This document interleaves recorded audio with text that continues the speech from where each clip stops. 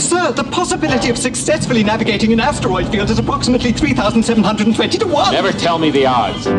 Hello, this is No, and I believe that if you take cranberries and stew them like applesauce, they taste much more like prunes than rhubarb does. Welcome to the After Effects Kickstart podcast. In today's episode, Joey and I talk about the period from 2004 to 2010. This is definitely the time when motion design came of age and became a real industry. Today we're talking about 4 amazing pieces. The Country Music Television, or CMT, idents, designed and directed by Adam Galt for Eyeball Studios. The Coca-Cola Happiness Factory, directed by Todd Mueller and Kylie Madalik for PSYOP. The Girl Effect by Matt Smithson for Curious Pictures. And finally, the Waiting for Superman infographic, animated by J.R. Canest and designed by Joe Mullen for Buck. So each of these pieces was a major success in their day, and they were all talked about a lot after they were made. Now, this was definitely because they were awesome pieces that were super well designed and amazingly animated, but also it was helped by 2 major technical advances that were going on at this time. Which is one, that fast broadband internet became a lot less expensive around this period, and the rise of social media platforms, which really took off in this period.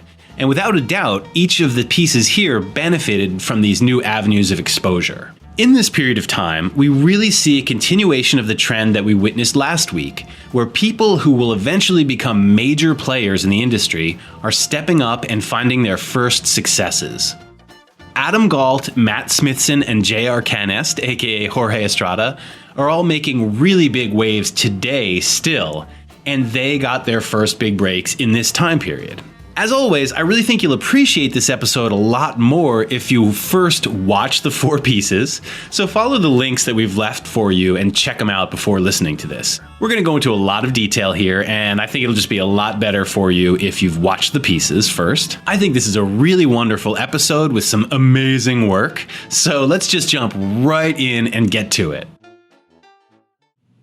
Today we're going to talk about 2004 to 2010, and the thing about that period of time, I think, is that After Effects is now king of the world. I think now everybody knows that you can make money off this and you can do great work in After Effects, and also that motion graphics is this cool thing that everybody wants to be a part of. I think 10 years before this, if you told people that you worked in motion design, nobody had any idea what you were talking about. But now in this period of time, 2004 to 2010, I feel like the world catches up and the world now knows what we're doing. And part of this is, I think, because in this period of time too, we see, broadband internet becomes, basically the way everybody gets on the internet. And so instead of dialing up, now everybody has faster internet so they can actually watch videos. So that's one thing. Another thing is that social media takes over the world in this period of time. Facebook kind of starts up and becomes a big thing around 2006. And then suddenly we have all these videos that are being made for social media and being played on the internet. So that's kind of like the sort of cultural place where we're at right now. And then I think what happens in this period of time in terms of motion graphics is that we have the rise of some major studios start to happen. And places like Buck and PSYOP and Eyeball that really were small places that were maybe not even off the ground 5 years before this suddenly become major players. And then other studios like Curious Pictures, who had been an animation studio, and I think they did the California Raisins commercials and that kind of stuff, and then suddenly they're bringing in motion people and starting to make a mark that way too. So that's about where we are culturally in terms of, After Effects and the world. So the other thing is, just in terms of After Effects advances, is that in 2003, they do bring in scripting and text layers. So I think that's one of the last kind of really big pieces in place, I think, except for shape layers, which comes in a few years. But yeah. Yeah, and it's funny you bring up the text layers because the way you used to have to do text was you'd make a solid layer and you had to put the text effect on it. And it was a huge, it wasn't that hard to do, but the problem was you had to kind of make the text as big as it was going to be. And if you didn't know if you wanted it to be really big and then shrink down, you had to make these huge comps. So it made doing kinetic type pieces and things like that really kind of a pain in the ass.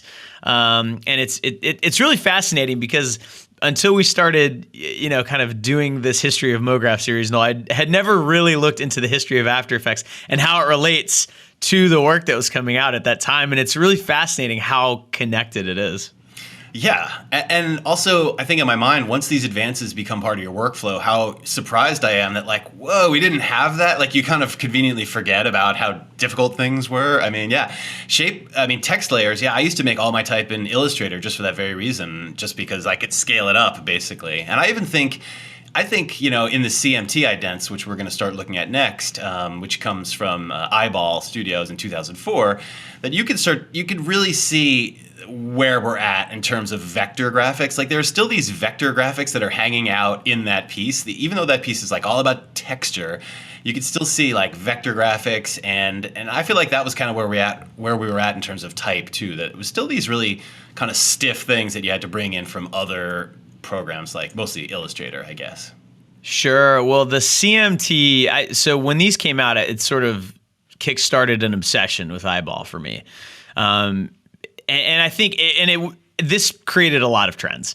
So some of the things I want to point out to the students with these CMT bumpers, and by the way, these are just a piece of this enormous graphics package that was produced by Eyeball and some other vendors. Like, when this came out, there was so much work that sometimes other studios would get the After Effects files from Eyeball and they would actually like execute different versions or variations. I actually got to do that a couple times and pick through their After Effects files.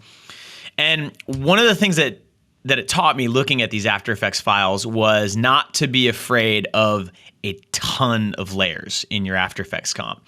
So when I'd only been using After Effects professionally for probably 3 or 4 years at this point, and I was still kind of afraid of complexity. And to pull off something like this, you can't be. You have to be okay with a comp that has 150 layers in it and 35 pre-comps, and each of those pre-comps has 4 or 5 or 6 layers in it. And so, like, I would say to the students listening, just know that as you get more comfortable with After Effects, you also need to push the amount of layers that you're using. And the style that's kind of hot right now, kind of the more simple, flatter look, doesn't need as many layers, but this CMT style, it's very cyclical. It's going to come back. Everyone's going to be doing this again in 5 years, and you're going to have lots of layers. There was also a big trend right around this time of using Luma mats. So I know in this class we talk about Luma mats, and you can use footage as Luma mats. So in this case, in the CMT piece, they were clearly using ink blots, where you take a piece of paper, you get it wet, and then you drop ink on it, and it kind of spreads out, and you shoot that, and you crunch the levels and create this cool mat.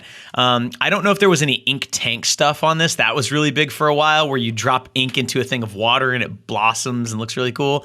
They were probably doing some paint stroke stuff, some of these, the way things wipe on and off, they look very organic, and it used to be harder to do in After Effects. So what you'd do is you'd shoot like either frame by frame, or you'd get some elaborate light table set up and you'd shoot like a paintbrush with black paint, kind of painting black paint on. You'd invert that, you'd use it as a Luma mat. So there's just so many tricks that came out of, I don't know if it was specifically this project, but it was like at the same time, all these people started doing this.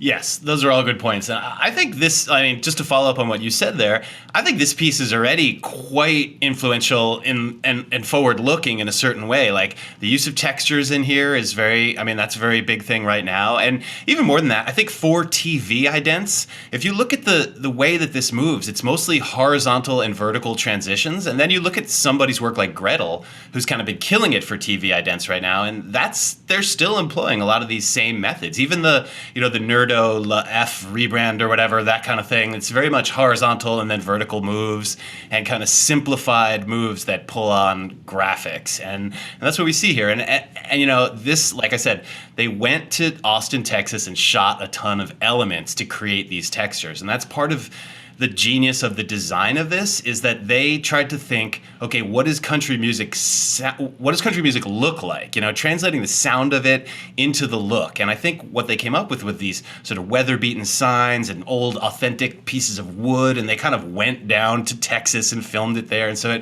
it just felt very authentic and very non-clean and vectory, which was just a huge thing back then. Like, everything looked like that, and this didn't. Yeah, and again, I think this is one of those reactions to After Effects kind of just out of the box. When you start messing around with it, it's very easy to create things that look like they were created on a computer, and it's much harder to make it look like it was created using old techniques. And that's obviously what they tried to do here. They tried to make this look handmade, and they succeeded. And looking through their project files, I can tell you that the only way that happens is with lots of layers, lots of keyframes, lots of, there's a lot of moves. You mentioned, things move vertically, they move horizontally, but they don't move perfectly. There's little hitches to the movement.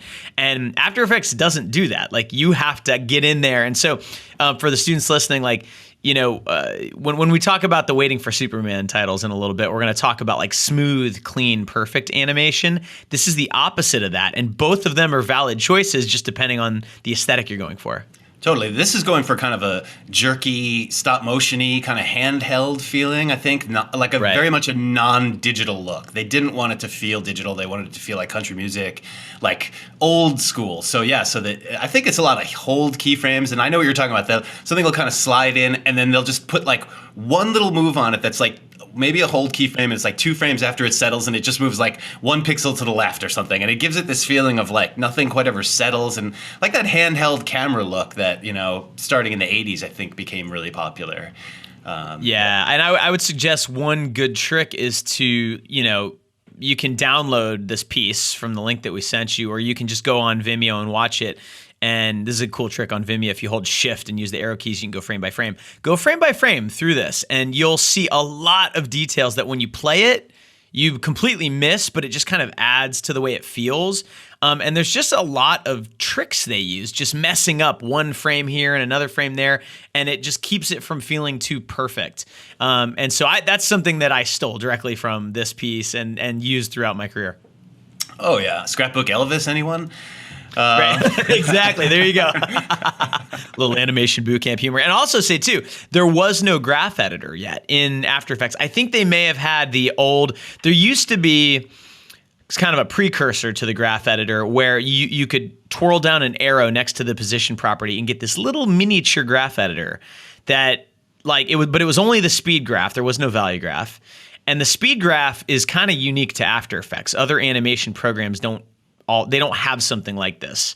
And so it was very difficult to get smooth, clean animation. And still at this time, good animators were not using After Effects. They were still either doing it by hand or doing 3D animation. So I think that's also one of the reasons why this jerky aesthetic was kind of so popular then, was because that's what people knew how to do and were able to do with the tool.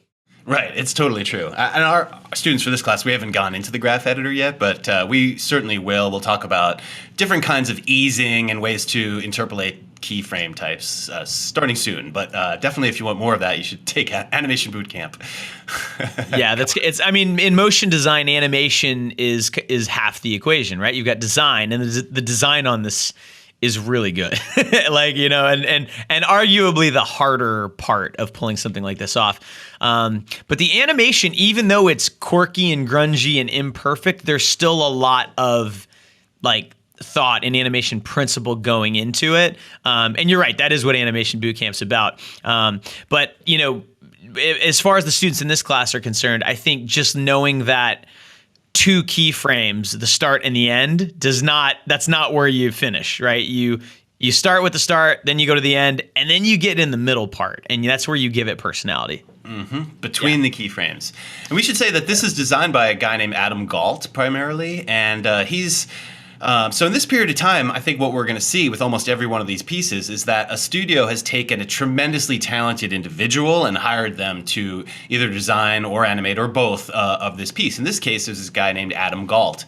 And if you want to see some of his current work, he's got a company called Block and Tackle that you should definitely check out. They're one of the real top lights of the motion design industry, I think. And they're still kind of small, I think, but getting bigger all the time. And they're definitely known for design. And I think, like we always say in this podcast and in general in this class, good design is the key here to everything, because even in this piece, you could see that this kind of jerky, fairly limited animation still made all of us sit up and take notice, because it was really well done, but it was really, really perfectly designed. And again, the design comes from the concept. The design is communicating the idea of country western, and that's what it's meant to do, and that's why it's so good. Yeah, and I want to say one more thing about this too, and this is kind of a downer, so I apologize in advance, but.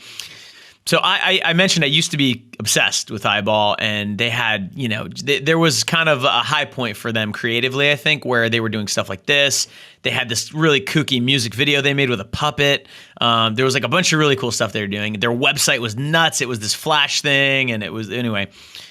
And then they started to kind of tail off in terms of like the super creative, I've never seen that before stuff. And if you go to their website now, it's unrecognizable from what it was back in the early days of Eyeball. And this is a trend that, I think it's important that students are aware of, that most studios tend to have a cycle to them where they start up, no one's heard of them, very quickly achieve their creative peak, right? Everyone who started that company did it to create cool stuff, and all of a sudden they've got the resources to do so, and they make amazing stuff. And then the realities of the industry kind of set in, and they have to pivot a little bit and start to go after bigger money jobs, and maybe they want to become more of a quote agency, and where they're doing copywriting and coming up with ideas and working directly with clients. And slowly over the years, you see the work start to change. I've seen Digital Kitchen go through this. We talked about them in the last episode. And Eyeball certainly went through this. It's very difficult for studios to maintain this type of coolness for more than a few years. So, that's just something to be aware of in the industry. Like, who's hot right now may not be hot in 5 years. And I would point to studios like Giant Ant and Buck, which somehow have managed to sustain being super cool and super successful at the same time, because it's super difficult. Yeah, that's a great point. I mean, definitely in New York, where I live and work. I mean, I worked at Eyeball probably a couple times, but later than this, probably around 2010. And there was already, I like those guys over there, and I'm not trying to say anything bad about them, but there was definitely already, the writing was on the wall that things were less exciting there, and that they were paying people a lot less. And yeah, I went for this class to look at their website, and I clicked off of it right away. I thought it almost looked like somebody else had taken over their site. It looked like some sort of generic, I don't know, like not even a design company. It looked like, an explainer video company had taken over their site or something. It was a little strange. Yeah. Well, I can tell you, so here's my theory about that, is that when you start a motion design studio and there's, 5 or 6 or 8 of you, and you're all super passionate and you're buddies and all, and you're young and all you care about is doing cool work, then that's what you'll do. As you become successful and you're like, oh, well, now we need to hire another producer. Now we need some more staff. Now we have 10 people. Now we need like an HR person. Now we need a comptroller. Now we need a CFO. Now, all of a sudden you're a 20, 30 person company, and it costs $200,000 a month just to keep the doors open, especially in New York. I can't even fathom what it costs there. And so you have to, just by necessity, take in more money, and doing cool stuff like this isn't the best way to do that. It's not the most efficient way. And so what the best studios, what Buck does, for example, and they're one of the few that have managed to remain super cool and super relevant and still like grow and keep growing. The Mill would be another example, is they are very strategic about doing very high paying work that does not go on their website, and then work that they completely, take a bath on and lose tons of money on, but creatively super fulfilling and gets them noticed. And there's one of those we're going to talk about in the next episode. Yeah. Yes, absolutely. Buck is going to come up twice in this because they're so darn good. And so, for sure. Yeah. Though I kind of wonder now if companies like Giant Ant are sort of taking Buck down a little bit, and that in 10 years Buck might not be the coolest thing in the world, but I don't know. I guess we'll see when we get there. We'll find out. But I think a similar thing happened to PSYOP as well too, which is the next company that we're going to talk about, and their piece, the Coca-Cola Happiness Factory. PSYOP was known for kind of being really cutting edge, I feel like, before this. And then when they made this piece, even though this is very cutting edge in terms of, CG and graphics and the lighting, and we'll talk about this more, it sort of was so mainstream that it sort of began the end of them being cool or something. So I think that's what you're talking about before is still really relevant to this next piece. Well, let's just say, so Coca-Cola Happiness Factory came out in 2006 and was directed by Todd Mueller and Kylie Madalik, who are two of the founders of PSYOP. And this is not done necessarily all in After Effects. This is obviously a 3D piece. It's mostly done in Maya, but it was finished in After Effects and Photoshop, and apparently also in Flame, which I thought was kind of funny given what we talked about, how Flame was kind of like on this long, slow descent. And this has got to be one of the last pieces that it got used for that was really successful. But, and also just what this is a 90-second commercial. This is obviously a prestige commercial, both for PSYOP and for Coca-Cola. I have no idea what the budget was on this, but it's obviously just kind of huge, right?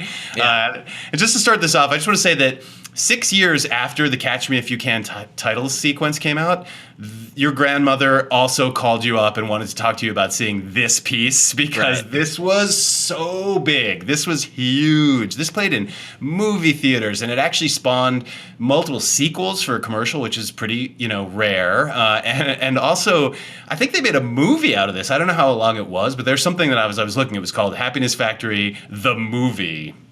I didn't watch it.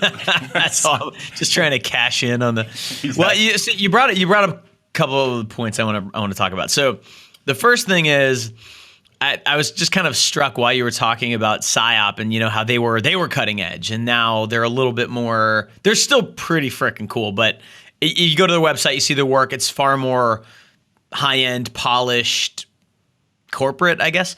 It reminds me a little bit of the way people talk about bands. Their first album is like when they're creatively just the most on fire, and then and they're in their 20s. It's like Incubus is like a band I love. I would see that they're a good example where their first albums were raw and everyone fell in love with them. And now, 20 years later, I mean, they're in their late 40s and they're not making the same music, and they want to relax a little bit and like maybe tour a little less, and so you can understand that. And I think that you have to keep that in mind too, probably, because I'm assuming that when PSYOP was founded, the people who founded PSYOP, they had different life goals at that point than they do now, kind of approaching middle age or deep into it. The other thing that this spot did specifically, and PSYOP did, I think, a lot, is they created this confusion. What the hell is motion design? Because when you look at this, this piece, it is a piece of motion graphics, and it kind of felt like it lived in that world, but it's also just a straight up character animation CG piece. And those two industries are still, in my opinion, fairly separate. And those two, there are career paths leading to one or the other, but there's also some overlap, right? And I won't call it a controversy, but this confusion has certainly not been settled by any stretch. People still aren't quite sure, when does something cross over from, okay, this is just a straight up Pixar CG animated piece, and when does it cross over into motion design, Yeah, and actually, you dropped the P word, Pixar, which I was going to bring up a little bit here because, in 2006, arguably, this was kind of the peak Pixar time. The Incredibles had just come out, and they hadn't yet done like some of their biggest stuff like WALL-E and Ratatouille, but they were in that era. It was all within a few couple of years. And I feel like this really was influenced by that, but takes it in a slightly different direction, which I think is really cool. But I think they were definitely responding to Pixar. And I think companies in general were, we were all waiting to see, okay, when are we going to be able to take Pixar-style storytelling and amazing CG and put it into the commercial world and have it work just as well there? And that might be what this piece is, But apparently some of the character design here, like they didn't put eyes on the characters because they didn't want it to have too much of a Pixar feel. And, one of the things I really like about this is as you look at it, is they added in a couple of slightly strange, gross elements that I don't think you'd see in a Pixar movie, which I think were kind of daring for Coca-Cola. Like, my favorite thing is the little fuzzballs that are with kissing each other, but they kind of like, there's this moment where they're really like French kissing each other, and it goes like a little over the line of being gross. Yeah.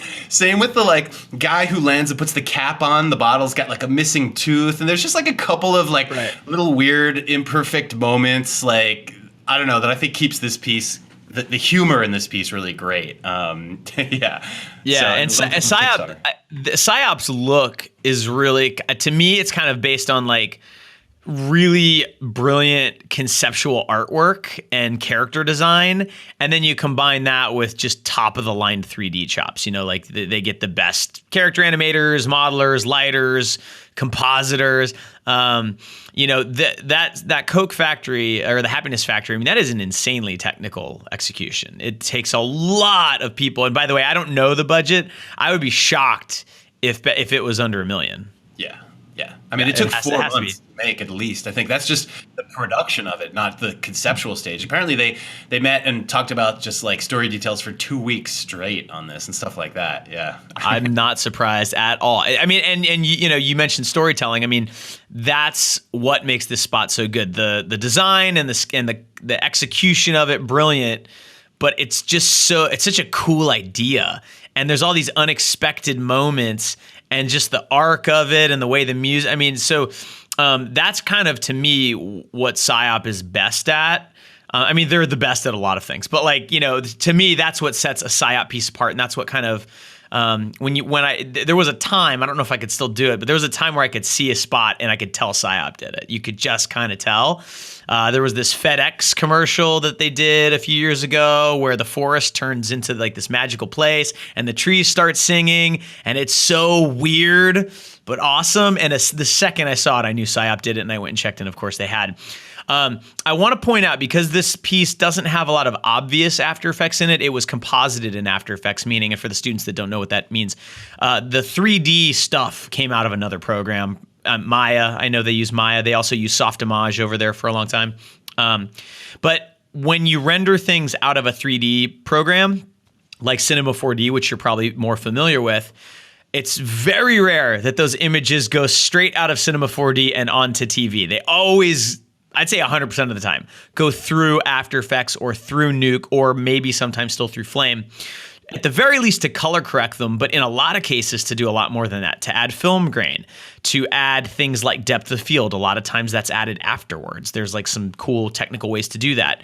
To add things like motion blur, to color correct specific pieces, to, you know, there's just a lot of things, to add particles, to add, you know, to mix in like real footage of smoke and fire. Sometimes it's quicker to use that than try to create 3D versions of that. So the Psyop has crazy After Effects skills at this point.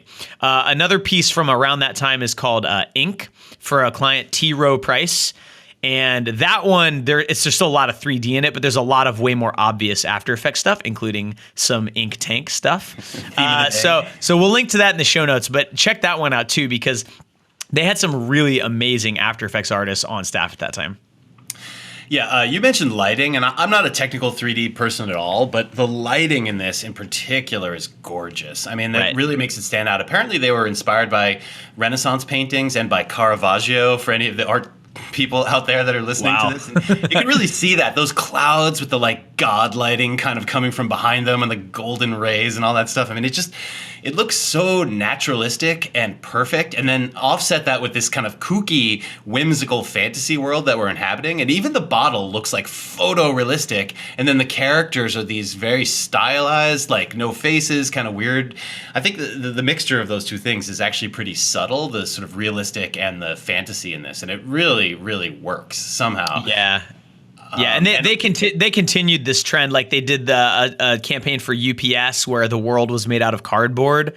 And again, it's just like this brilliant idea executed perfectly in a super highly technical way. I mean, there's a campaign in that spot, and we'll link to that too in the show notes, where there's like an ocean made out of cardboard, and just trying to figure out what that looks like, and then how the hell technically do you make that, happen in a 3D software? I mean, they were masters of both domains.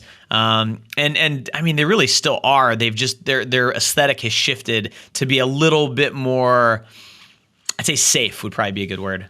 They're doing all sort. They do like cell stuff now and almost like flat motion graphic-y stuff. I feel like everybody's biting everybody. For example, you said that you felt like you could always tell a PSYOP piece, and I agree with you. But when I saw the Sherman-Williams paint chip pieces first, I thought that was PSYOP because that's kind of the PSYOP world. But that's actually done by Buck, I think, right? So that was Buck, yeah. Buck's amazing, and I'm not saying Buck ripped anybody off, but like I feel like everybody's dipping their toes into other people's stuff. And the one final thing I do want to say about this piece, which I think we have to mention, and we probably did a little bit, but this has a super clear story, and that's one reason why it is so successful. It has a beginning, a middle, and an end, and they're all clearly defined beats, and they're simple. The beginning, the guy puts the quarter in. That's it. The end, he takes a drink of it and looks back at the machine. That's it. And then the middle is the storytelling is just perfect. It could be shorter, it could be longer, but that little capsule is what makes it gives it a brilliant framework for the animation that happens in there. If we didn't have that, the piece would be muddy and unclear. So yeah, it's easy. It's easy to forget. It's easy to forget that. You know, if there's no story, no one cares how pretty it is. It's so true. All right.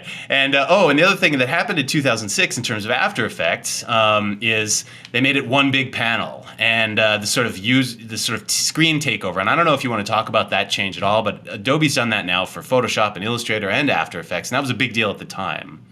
Yeah, I mean, I'm not sure how much that influenced any aesthetic choices people were making, but you know, at the time before this, After Effects was a collection of floating panels, and I'm trying to remember like if they were all floating or if just some of them were. But you know, like the effects panel would just kind of float around, the timeline would float around, and you can still do that, but it just doesn't really make sense. And other apps that were compositing apps like Combustion was kind of popular at this time, Commotion, and Flame, they were all unified interfaces. And I think Adobe was, I think this is what my theory, I really have no idea, but I think they were probably trying to make After Effects feel more like those apps because they were more expensive, they were more high end. Well, I say high end in quotes, like in air quotes. That was the perception that like advertising agencies had. And so, yeah, and I think it was around this time too, and this was actually kind of controversial, Noel, was that the interface went from a light theme to a dark theme, and then they added the option to go back and forth because it was like, there was no, wait a minute, it doesn't look like After Effects anymore. Right. And now everybody goes with the dark theme, I feel like. Nobody goes back to that. Like when you see old After Effects windows and it's got that light theme, it just looks so jarring. Yeah. Most people like dial all the way down to the darkest part. Yeah, absolutely. All right, well, let's talk about the opposite of the Happiness Factory. You're talking about the girl effect now? Correct. Yeah, this is the complete opposite. Yeah. Yeah. Okay. So 2008. So a couple years later, but still done like literally right around the corner from Eyeball at this place, Curious Pictures, that we were talking about earlier. This guy named Matt Smithson, who also goes by the name of Man vs. Magnet, which I always mix up with Man vs. Machine, which is a different, also awesome motion company. I think it was run by a different guy named Matt also. Anyway, but one's British and one's American. In any case, Matt Smithson is this real artistically minded fella. I think he was kind of a painter and an illustrator, and I think he went to art school, and he just had this kind of really artsy design edge to him. And I guess, so this piece comes at a time when After Effects is being employed here for the first time, I feel like, to kind of save the world, which kind of became like a huge trend for these, like, they're things that weren't really like a PSA or public service announcement. What would have been like a public service announcement now in the world of kind of social media is just its own little like video which can kind of spread. And a company like Nike, I think, hired Curious and Matt Smithson to make this to promote social good around the world, which was kind of a new thing at the time. This was a kind of a super flat, so yeah, exactly the opposite of Happiness Factory, like you said, like super flat, a little bit of texture, but like basically like one guy made this like it feels like in his bedroom kind of a piece. So in a way, it's kind of like going back to like older school After Effects stuff, but made at a big studio for a big client. So that's kind of the difference. Yeah, and by the end of this class, every single student would be able to replicate this and do something like that. And that's kind of the interesting thing about this piece is that the execution is so simple. However, to me, watching this, it's way more powerful of a viewing experience than to watch The Happiness Factory. Happiness Factory, whoa, that's cool. You watch this, you're like a little choked up at the end, and you get in the feels, you know? Yeah.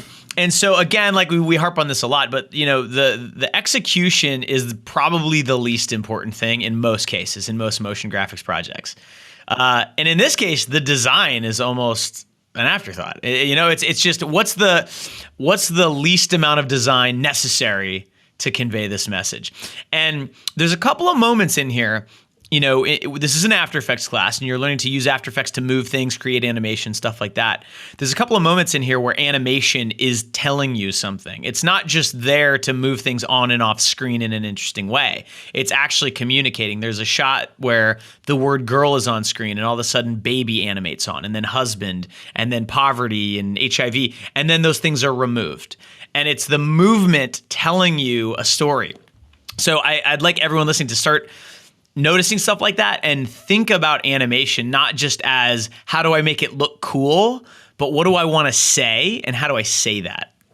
Yeah, another great moment like that is when the word flies, the tiny little word flies is like buzzing around the word girl. Yeah, he does that a lot here because all of the elements in this piece are type, except for the circle, which is kind of a motif, which sort of looks like a moon a little bit, the way that they've textured it.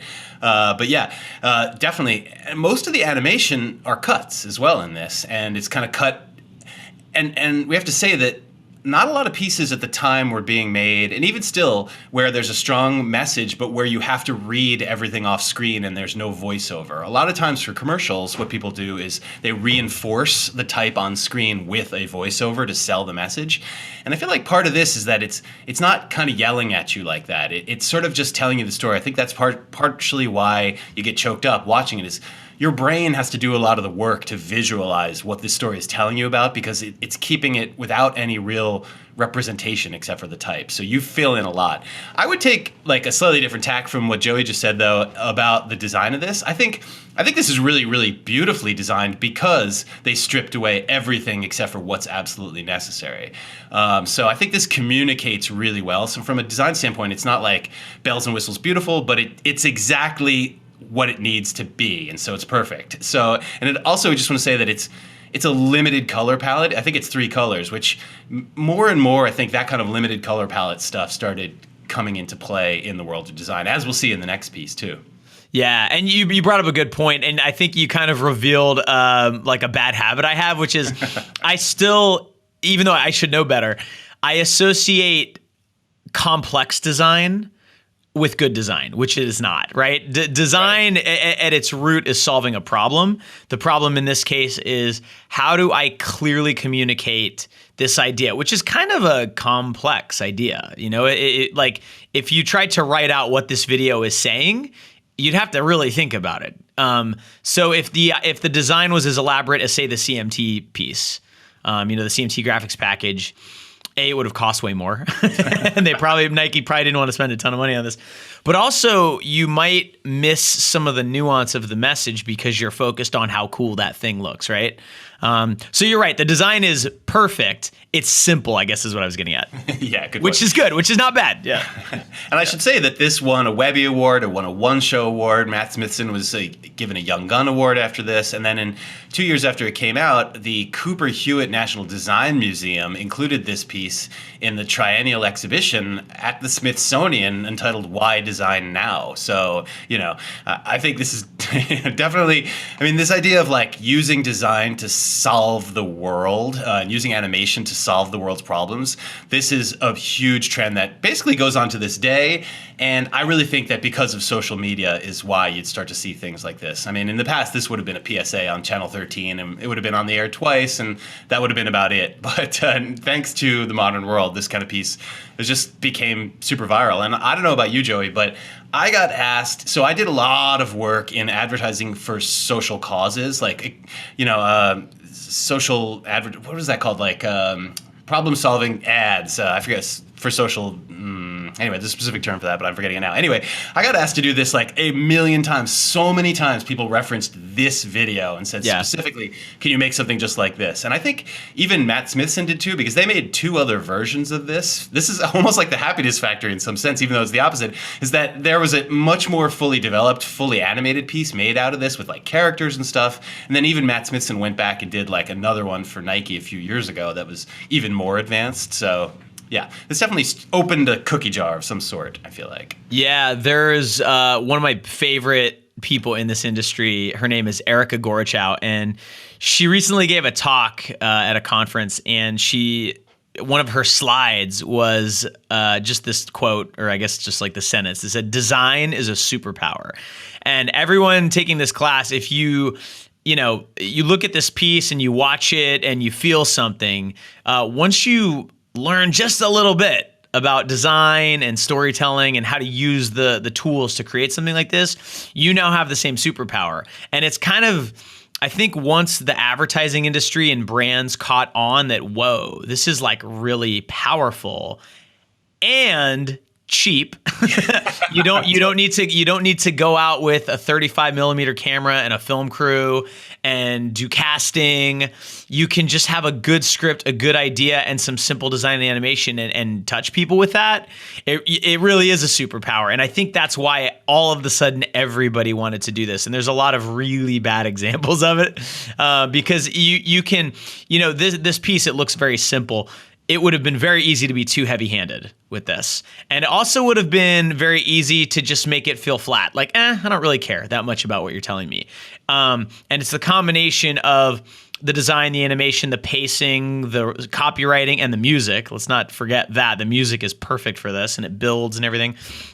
So and widely imitated all on its own. Yeah, that sort of tinkly piano thing. Exactly, yeah. But it's harder than it looks, but technically you now have the tools to do this if you're listening to this podcast.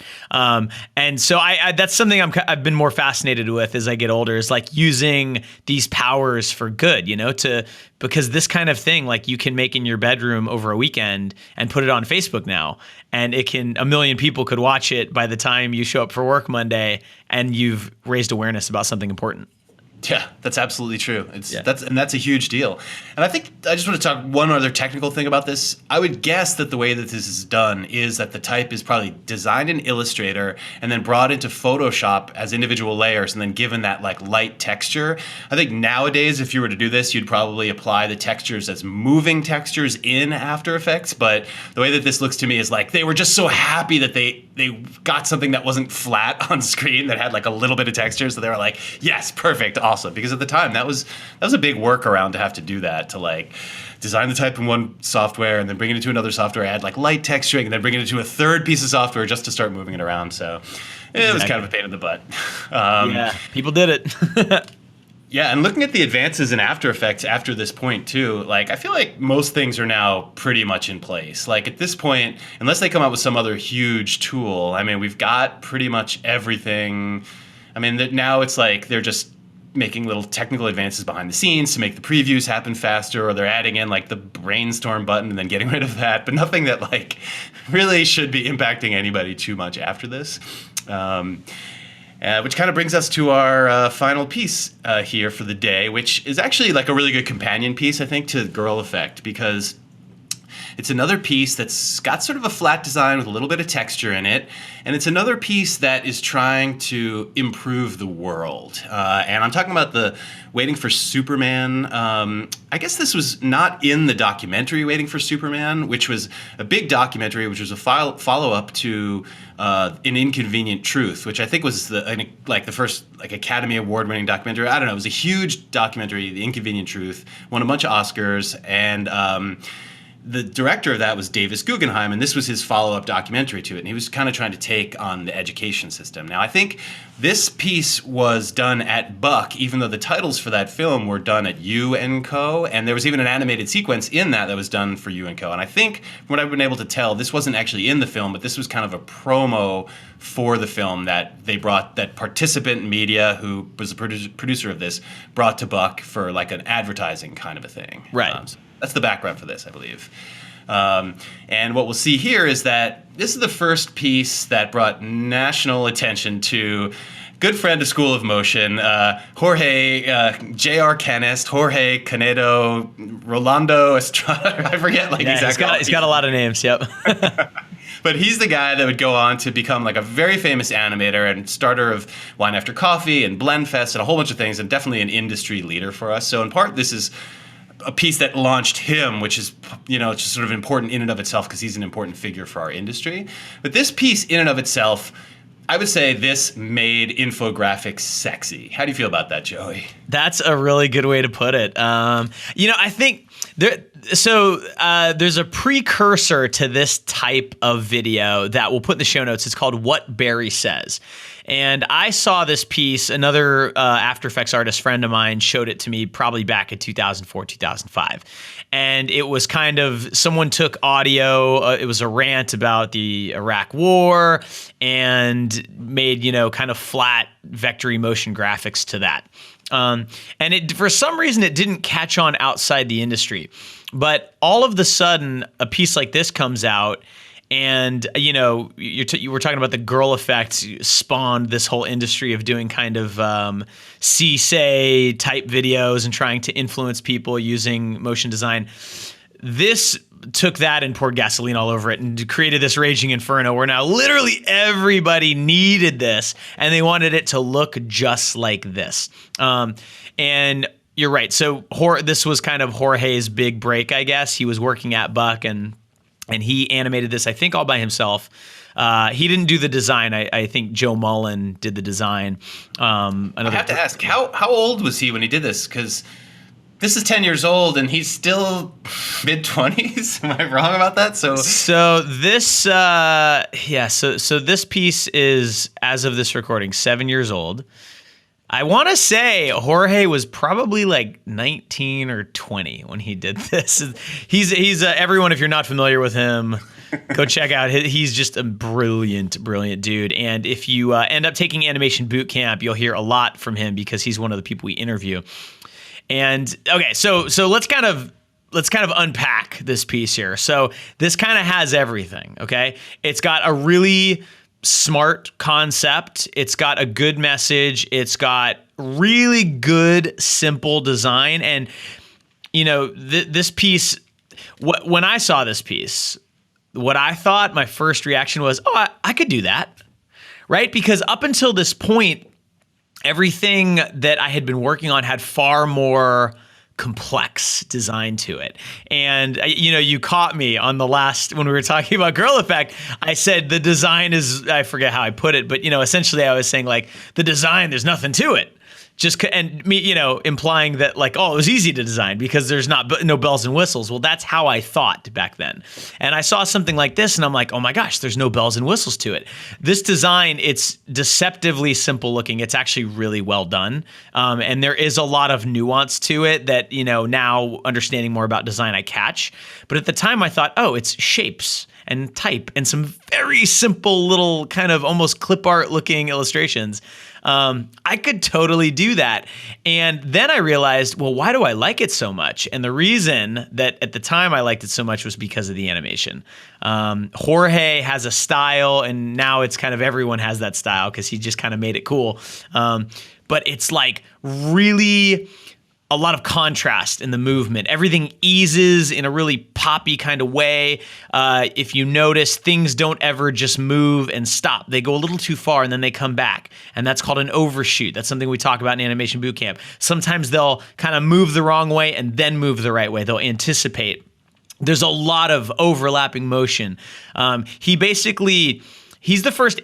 not the first person to do this, but he's the first one I really noticed taking After Effects and turning it into a high-end animation tool and using it the way animators were using pen and paper and, frankly, Flash back at the time. Yeah, that's a really good point. And using simple geometrics. The design of this is not super complex, like you were saying. I mean, it's complex, but it's not overly complicated. And I think that allows you to really focus in on the individual pieces of animation that he's doing here. So it's a really good combination. And it's actually funny because Jorge is one of the rare people in our industry that is primarily known as being an animator, but who's also a rock star. And that doesn't happen that much. Most of the rock stars are designers and illustrators, right? It's very rare that it's like, oh, I watched this piece and it was done at this place, and oh, the animator, let me look up who animated it, because usually a big team of people or whatever, but usually like there's a lot of hardworking animators that'll work on stuff, but they're not superstars. It's like a guy like Patrick Clare, who has like a team of animators working for him, but he's kind of seen as the visionary. I feel like Jorge's the visionary in this piece, and that's who we talked about, not so much Joe Mullen, who designed it all, but because he was such an excellent animator. Yeah, and I think you're right. It's about the eases here. We just hadn't seen this before. It's like he really tackled the graph editor in a different way and did it with these simple geometrics. A lot of this design is based on circles, and then he uses circles to wipe and create transitions in this really brilliant way. He also uses rotation in a very sophisticated and restrained way here a lot. I feel like when people do rotation transitions, they're really big. They're like the whole screen is like rotating, and you're having like an epileptic seizure or something. Here he's using these like little rotations that are fast, and it's just something about the pacing and the speed of this that's just still amazing. Yeah, and I believe that it was right before this piece was produced that After Effects finally got a full-blown graph editor. So this was done in 2010. We were on version CS4, and this was pre-Creative Cloud. It was still the Creative Suite, and I think you still had to buy the whole thing for $1,000 or whatever. You couldn't just pay the membership fee every month, but it had a graph editor. And I think the reason Jorge is so well known in our industry, and you're right. I mean, he's actually a pretty good designer too.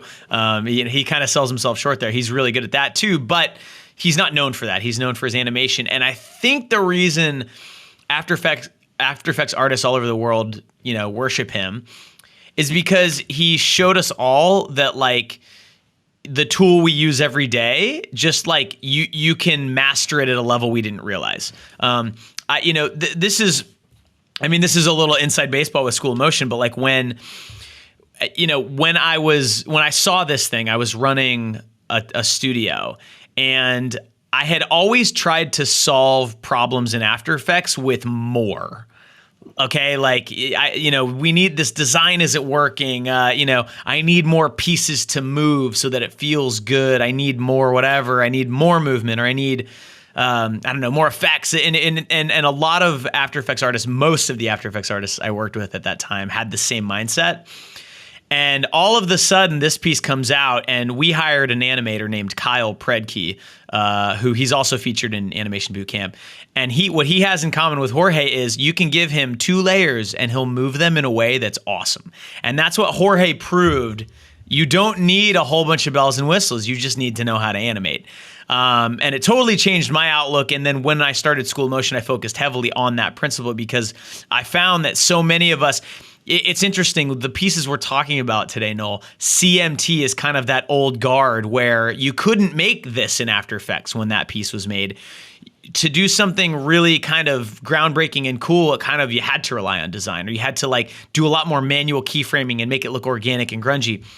And now this piece comes along, and we finally have the tools to take a triangle and make it move in a way that's like, oh, it just feels good, I use the word feel a lot when I talk about animation, and this piece has that. And if you look at the stuff Jorge's done more recently, it's gotten even more sophisticated and just precise and just good. It's a good animator. He's damn good, that's for sure. Yeah. And he's still working with geometrics, and I feel like he's still the same guy. He's just sort of practicing and getting better and better and better. And he'll add something in like lighting, and he'll make that Memorial Sloan Kettering piece, and it's just like the same beautiful movements, but now there's this one extra layer of sophistication. Yeah, in a way, he's not necessarily following a lot of trends in the industry. He's just sort of doing his own thing, and I think that makes him special. You mentioned contrast here, and I just wanted to bring that back up again. The contrast in movement is really, really special here. There's slow things, and then there's very fast things, and he'll do this kind of trick where he'll he'll transform one object into another. And I feel like when you see what he's doing is he's always making the transformation happen as it's moving at its fastest point so as to kind of hide that. And he's just got a lot of little sophisticated things. I feel like I hadn't actually watched this piece in a few years. And like any of these really cutting edge motion pieces, they all date just a little bit because like I think something like this, we all now start to use the graph editor a lot more because we want to make animation like this. So now I can watch this and see like some moments where maybe it's not quite as sophisticated as something he'd be doing now and that kind of thing. But still, I just feel like infographics were kind of nowhere before this. And after this, explainer videos and infographics, everybody had to do it. Everybody had to come up with these little visual wordless metaphors, like the two hands shaking or whatever. Like I feel like the Google search engine got exhausted with people looking for things like, okay, what's a good visual metaphor for, togetherness? And then it would offer up like the hands shaking. We'd all go on iStock Photo and get like the same icon. Yep. Yeah, exactly. And, and this is something that we talk about in Design Bootcamp a lot is the idea of visual language and using design to say something. And I mean, this was not the first piece to do that. I mean, designers have been doing that for 100 years. But this was the first time that I think it was just the design and the animation and the way this is put together made all of that so accessible. And it was so obvious. After seeing this, it's like, oh, I get it. There's like, 32 triangles and each one represents a person. And one of those triangles pops out and there's a little test tube next to it. Oh, that means they're a scientist. Like it was just, and nothing that was done in here. And frankly, everyone taking this class probably can look at this by the end of the class and maybe not be able to recreate it perfectly, but understand how it was done. And there's a lot of pieces prior to this, the pieces that we were all talking about, where that's not the case, where it really took years of practice and knowing the tool inside and out, and probably more than one animator, because a lot of things Coke Factory took, I'm sure, a team of 20, 30 people to pull off, No one person can do that. Versus this, a good designer, a good animator, and a week can pull this off. Yeah, and have maybe the same impact as that other piece, that Coca-Cola piece. It kind of leveled the playing field a lot. I mean, I think we saw that throughout the internet age and throughout this, desktop computing age, is that as the tools became more available for everybody, there were still amazing people in big teams doing stuff, but also the one guy in their garage could kind of still get it done. And now I think in 2004 to 2010, studios recognized that and started hiring those people really exclusively to work for them and make the names of the studios. Yeah, and I think too, we have to just call out that this piece and other pieces like it probably also signaled, and I don't know if these were a cause or an effect of this, but so the slow decline of the budget for stuff like this. Because to pull off something like Coca-Cola Happiness Factory in 2006, I'm sure took $1 million. Today, with more sophisticated tools, faster computers, there's like global arbitrage. You can hire an animation company in Bangladesh and stuff like that. It probably is still really expensive to do something like that. However, to do something like this Waiting for Superman infographic, you could hire any decent animator and if they can design a little bit, and you're not going to get this. This is buck, right? This looks really, really good. But you can get something close for maybe like $5,000. And ad agencies and brands started to realize this. And so they, it took a while. But these days, everybody understands that if you want this, it's not very expensive anymore. Right. And explainer videos are now all sell. They're all like character-driven cell stories. The more sophisticated ones are actually 3 years ago, the more sophisticated ones. Now, I don't know really who's making explainer videos anymore, except for explainy.com and people that just that's do it an interesting you just brought up an interesting point. So the explainer video, and basically when we say explainer video, I'm sure everyone is aware of that term and you probably have a preconceived notion of what it means. I think there's a range, right? Explainer videos, like this is an explainer video. But when you say explainer video, you're thinking of like, meet Sally. Sally's phone loses its battery all the time. And so here's battery. Like the final project for our class. Exactly, whatever it is, right? But it's really a visual essay. You're telling a story and you're showing visuals with the story. That's kind of the way I look at it. So that became super popular for a while. Buck's done plenty of them, and they still sort of do them, but they don't do the stereotypical explainer video anymore. However, there are companies. A really good one to look up is ThinkMojo. ThinkMojo has doubled down on the explainer video, but they do very high-end ones. They do them for Slack and Dropbox and companies like that. There are companies you've never heard of, I guess more low to mid-level studios doing explainer videos that you'd look at and you'd cringe and it's just so cheap looking. But there is actually a high-end explainer video niche now. And these studios are not ending up on Motionographer yet. They're not household names on, like in the MoGraph world. But they're out there and they're doing really well, and they're doing it, in a way that it's still something you can be proud of. ThinkMojo, we'll put them in the show notes. You should check them out. Yeah, cool. I haven't actually heard of them, but I feel like the explainer video has definitely gone from being cool from when JR did this to like nothing that anybody particularly wants to do now. But and also the budgets, like you said, they've gone down to nothing practically for this kind of work. So who wants to do that? Yeah, but I will say this, like, so from a creative artistic standpoint, no one signs up to do explainer videos. Like, that's not what they want to do. However, you also have to juggle what you want to do with how you're going to pay your bills. And explainer videos, in my opinion, they're not going anywhere. Like, they'll be here forever. Like, Pandora's box is wide open. Like, right? That's so true. Yeah, it's open. We can't close it. And if you can, the skills you need to do a good explainer video, you need some design skills, you need some animation skills, and you need storytelling skills. You need to understand how to tell a visual story, visual metaphor, stuff like that. If you can get decent at all of those, you will have a job for the rest of your life. You will always be able to find work because there is so much of that work right now. It is not going anywhere. And that may not be what you want to do, but just know that it's a way you can pay your bills and then do the stuff you want to do once you have some savings.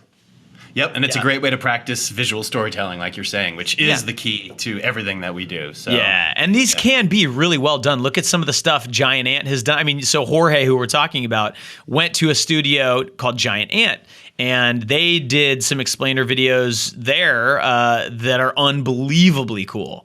And they are explainer videos, and they explain how a product works. There's one they did, I think it's for Solia, and it's like a dental laser commercial. And it's amazing. It's beautiful. The metaphor in it is so cool. The animation's just brilliant. The design's good. They can be artfully done. And if you kind of just watch them from like a, I don't know, like you're just looking at them from a design and animation standpoint, ignoring the fact that this is intended to sell a $500,000 laser for dentists. Just don't think about that, there's still a lot of art to it, I think.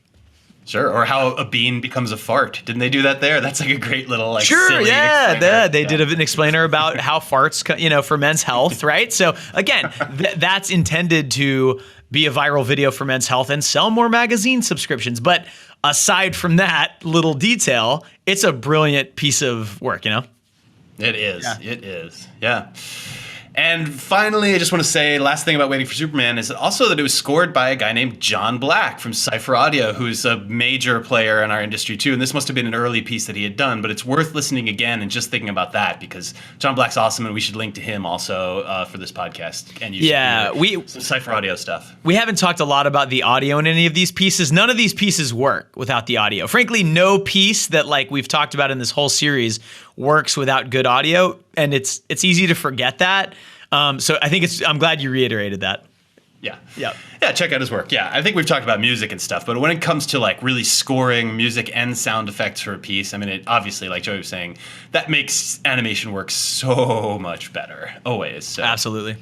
Yeah.